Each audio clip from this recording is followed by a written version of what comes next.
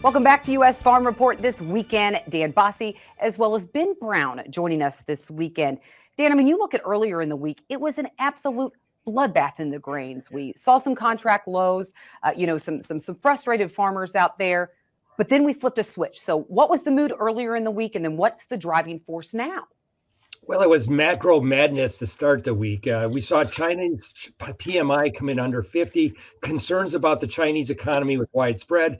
We were talking about a U.S. recession, not getting a debt bill through, and all of these things kind of collided.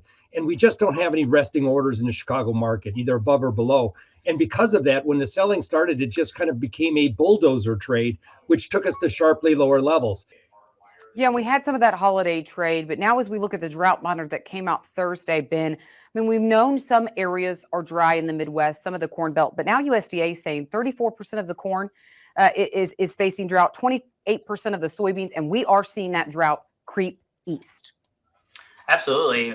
You look at this week's drought monitor and it just exploded across a big swath of the growing region. And I anticipate that it's going to continue to grow. If you look at the forecast for weather over the next couple of weeks, or really the whole month of June, that's going to continue to grow. When we look at previous years and we think back to where this is, anything that's similar in nature, we were well ahead of this in 2012 when we had that big drought, but we're kind of tracking the 2013 and even somewhat the 2014 growing seasons when we look at drought and it's growing across the region. So certainly, the possibility of some strong yields are still there, but we're starting out kind of in a deficit.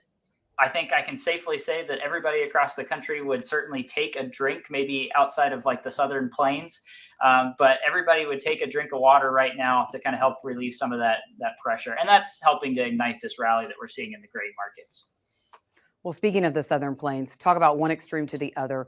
Flash flood warnings, farmers pushed out of the field. I mean, more than 10 inches of rain in a lot of those areas. And what I'm hearing is it's coming at the expense of cotton acres. So is this story over when it comes down to not only cotton, but then how we see that switch over to other crops and even silage? Well, we need to not only get cotton and sorghum in the ground. Farmers were hoping to get more acres because of the beneficial rain. But now we, of course, are concerned about tearing up of fields. Too much rain, the rain won't stop. It's a stuck pattern. And then we get into the HRW, or hard red winter wheat harvest, and we're starting to hear about quality concern. The harvest is now pushed up into southern Oklahoma. Protein levels and falling numbers are coming down.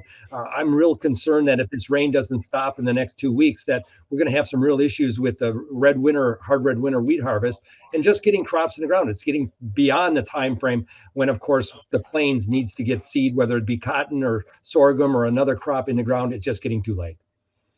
Yeah, so wheat harvest getting ready to get underway. A lot of those areas now finally seeing that rain, a little too late for the wheat. But on the demand side of that, this Russia-Ukraine situation and the grain initiative, it seems like now we're hearing that it's halted again.